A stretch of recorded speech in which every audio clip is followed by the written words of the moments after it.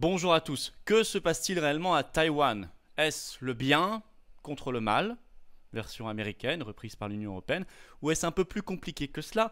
Est-ce que ça n'aurait pas à voir avec une déstabilisation mondiale voulue par l'impérialisme américain en rapport avec l'Ukraine?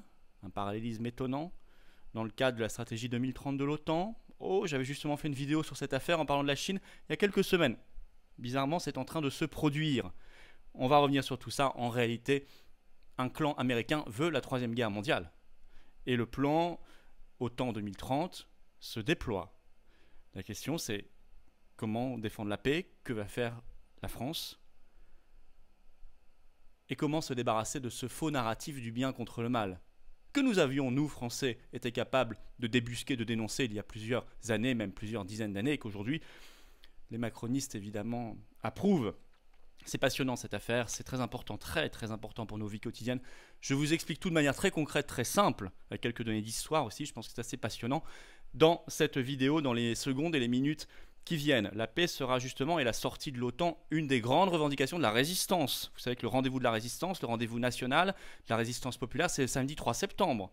Je vous donnerai bientôt les lieux précis, en tout cas c'est 14 h à Paris. Il faut venir, organisez-vous, covoiturage, tout ce qui est possible.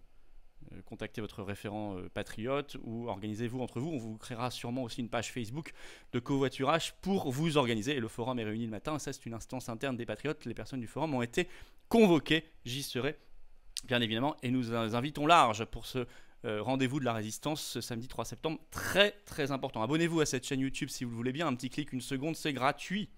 C'est même pas une seconde, c'est un dixième de seconde. Hop. Et plus vous êtes abonnés, nombreux sur cette chaîne, on est bientôt 400 000, on fera un événement spécial d'ailleurs pour célébrer ces 400 000.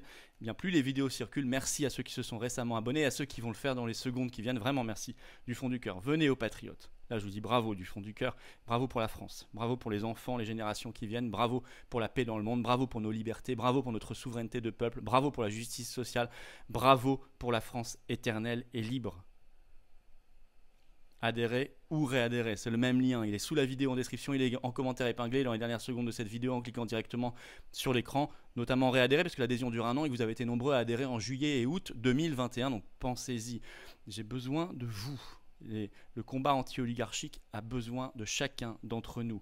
Pareil pour faire un don patriote, c'est le deuxième lien sous la vidéo en description, ça permet de financer notamment le 3 septembre qui a coûté fort cher, de rembourser les législatives et tout le reste, vous le savez, on n'a pas du tout d'aide, rien. Or, tout cela, don, adhésion, c'est défiscalisé pour vous aux 2 tiers. Donc bravo aux donateurs, aux réadhérents également, bienvenue aux nouveaux patriotes résistants. Alors, Taïwan, bah écoutez, moi je vais vous expliquer en détail.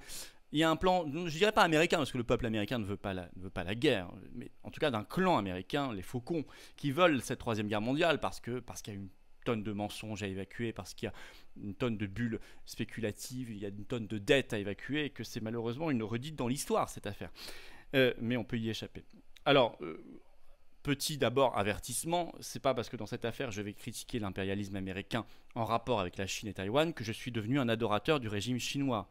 Bon, on peut avoir une vision un peu plus, s'il vous plaît, un tout petit peu plus complexe du monde, hein, d'accord? Donc merci de ne pas mettre de caricatures dans les commentaires, ça sert strictement à rien, ou de relayer ceux qui voudront en faire. Je suis et j'ai été très critique, c'est le moins qu'on puisse dire, sur la Chine, le Parti communiste chinois, etc. dans l'affaire du Covid, je le suis toujours. Allez voir ma récente vidéo sur McKinsey, il y a quelques jours, je parle encore de la Chine, en des termes qui ne sont pas extrêmement sympathiques, donc je n'ai aucune sympathie pour ce régime, que les choses soient claires, hein. Mais ici on va aller sur des choses un peu plus compliquées. Alors, je reviens donc au sujet de la vidéo. Vous le savez, en juin 2021 à Bruxelles, je vous ai fait une vidéo sur cela il y a plusieurs mois. Hein, on avait été précurseurs. Le plan, la stratégie OTAN 2030 a été adoptée très officiellement, hein, compris par la France, membre de l'OTAN, et elle fixe 2 adversaires, de manière très agressive, la Russie puis la Chine. Et vous remarquerez que depuis plusieurs mois, c'est exactement le calendrier qui est en cours.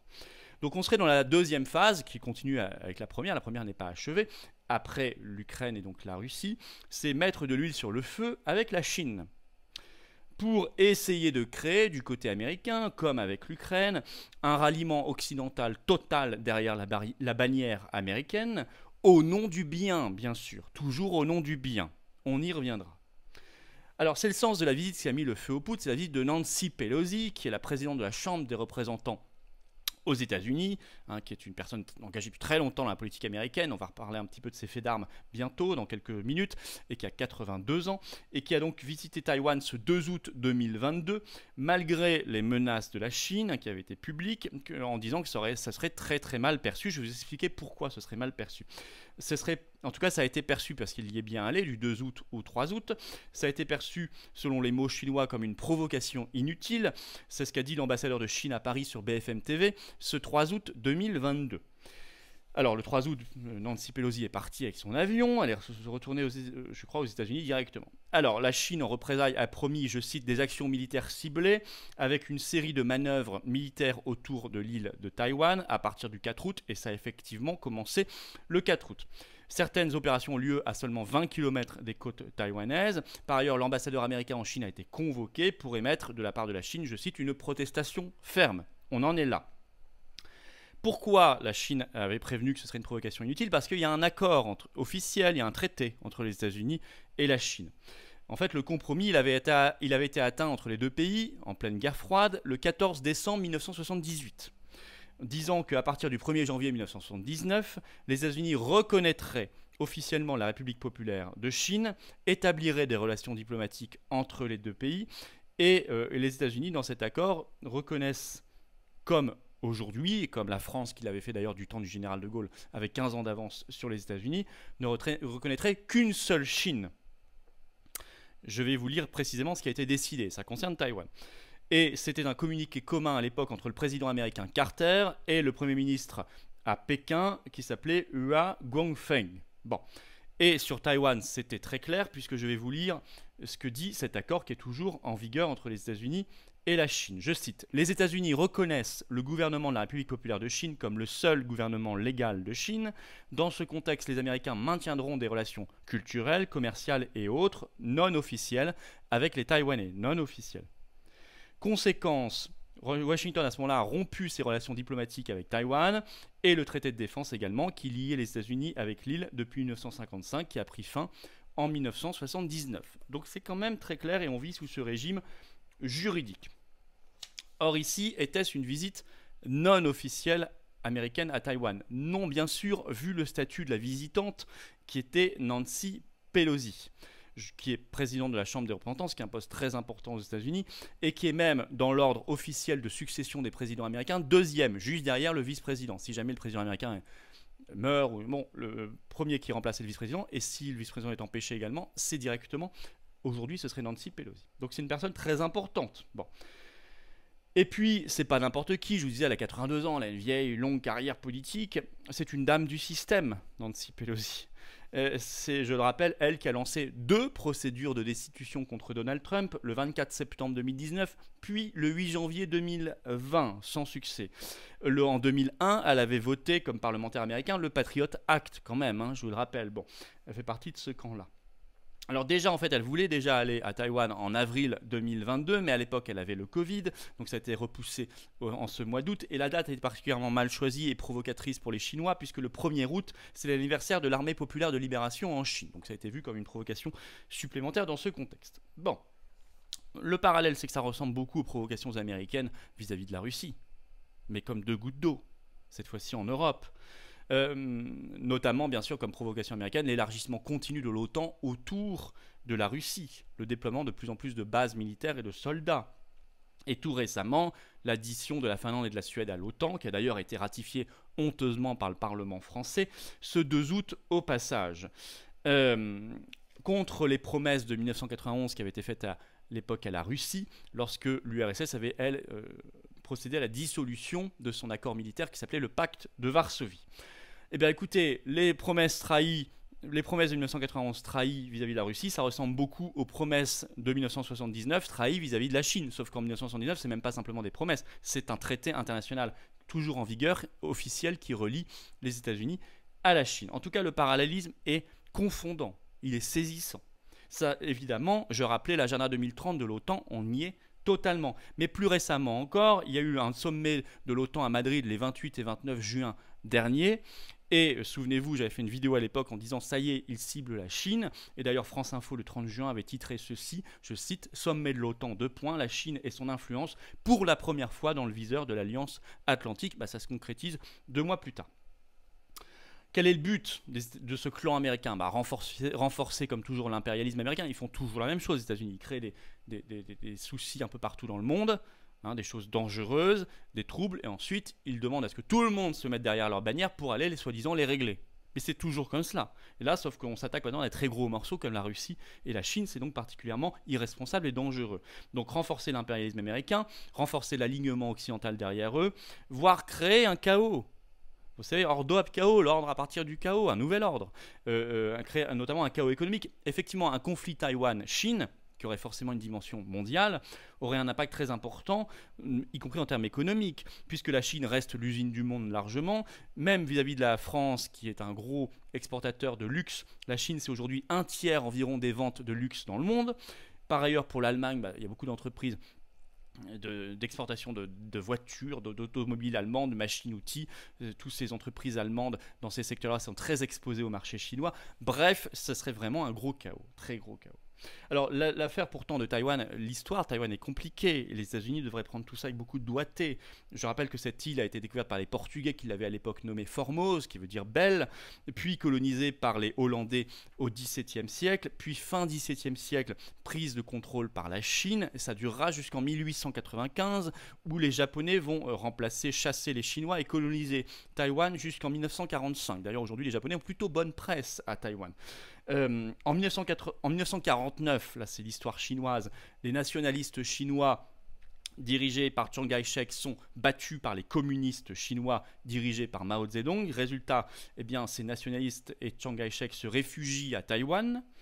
Et au départ, depuis Taïwan, ils voulaient récupérer toute la Chine, y compris la Chine continentale. Et puis au fil des ans, ils se sont rendus compte que c'était irréaliste. Donc plutôt aujourd'hui, les Taïwanais sont dans une position assez prudente. Ils ne veulent pas de conflit.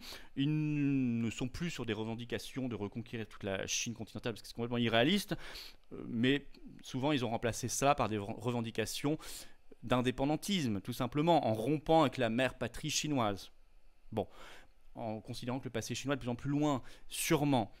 Mais tout ça avec beaucoup de doigté et de prudence, parce qu'ils savent qu'ils jouent quand même sur un terrain très dangereux. Donc l'histoire est compliquée, et comme toujours, les États-Unis ici arrivent avec leurs gros sabots et jouent avec le feu. Alors la France là-dedans, pour l'instant, est totalement muette. Elle a laissé l'Union européenne dire par contre, elle, que c'était inadmissible de la part de la Chine, bien sûr. Comme toujours, l'Union européenne n'est qu'un petit rouage atlantiste américain.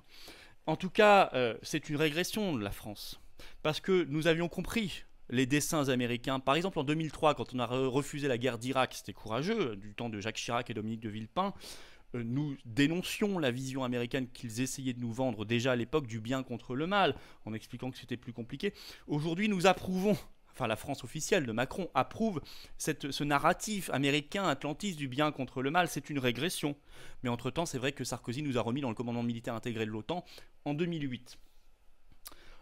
La France macroniste apparaît même aujourd'hui moins courageuse que le petit Luxembourg, puisque selon une dépêche de l'agence France-Presse du 3 août, le ministre des Affaires étrangères luxembourgeois qui s'appelle Jean Hasselborn a dit sur RTL là-bas que cette visite américaine était une provocation américaine inutile. Vous voyez ? Ils sont plus courageux que la France macroniste. Bon, alors en conclusion, appelons d'abord à la lucidité. Je vous l'ai dit, c'est pas parce qu'on a une vision complexe des choses qu'on adore la Chine et le Parti communiste chinois, ou de l'autre côté, qu'on va considérer que les États-Unis c'est forcément extraordinaire. Il faut arrêter tout cela. Voilà. Il faut être très lucide. Il faut avoir une vision des choses, et quand on connaît l'agenda 2030 de l'OTAN, ce qui se passe ne surprend personne. Allez revoir mes vidéos, vous ne serez pas surpris. Elle est dans la continuité, cette vidéo. Il y a un parallélisme, je disais, évident entre l'affaire d'Ukraine et l'affaire de Taïwan. Évident. Mais c'est la même méthode. L'OTAN 2030 nous mène à la guerre, au chaos et au remodelage du monde. C'est simple, c'est net, donc il faut le refuser. Pour cela, il faut quitter l'OTAN, et il faut quitter l'atlantisme, et il faut quitter la soumission. Et la soumission passe aussi par l'Union européenne qu'il faut donc quitter également. Ça va ensemble. La paix exige une France libre, qui ne fera pas seule les choses au monde, j'en suis bien conscient, mais qui aura un dessein, un rôle très important en cela, et qui peut s'adresser à une grande partie de l'humanité qui ne veut pas de cela. On le sait bien, on le voit bien déjà sur la Russie. Voilà quelle serait notre vocation. Voilà pourquoi il faut quitter l'OTAN. Voilà pourquoi je vous appelle évidemment à relayer cette vidéo, notamment en vous abonnant à cette chaîne YouTube. Et à venir le 3 septembre où la sortie de l'OTAN sera une des revendications. Abonnez-vous, un petit clic, une seconde, c'est gratuit. Merci beaucoup à ceux qui se sont abonnés récemment, vous êtes très nombreux d'ailleurs, et à ceux qui vont le faire dans les secondes qui viennent. Et venez aux patriotes vous battre. Bah oui, vous battre pour la paix, vous voyez, vous battre pour l'équilibre du monde et une France libre. La sortie de l'OTAN, bah elle est là. On n'est pas dans les fausses oppositions, oppositions contrôlées, on est dans la réalité. Contre l'oligarchie, j'ai besoin de vous. Adhérez ou réadhérez, vous avez été nombreux à adhérer il y a un an, pensez à réadhérer, ça dure un an. Le lien pour cela, adhésion, est sous la vidéo en description. Il est également en premier commentaire épinglé. Et dans quelques secondes, en cliquant directement sur votre écran. Sous la vidéo en description, un autre lien, le deuxième, pour faire un don de soutien aux patriotes, nous permettant de financer beaucoup de choses. Parce que nous, on fait sans moyens, mais on fait. Et heureusement qu'il y a les donateurs, les adhérents et les réadhérents. Et d'ailleurs, heureusement pour vous, c'est défiscalisé aux 2/3. Profitez-en. Bravo donc aux réadhérents et aux donateurs. Bienvenue aux nouveaux adhérents patriotes. Et vive la France!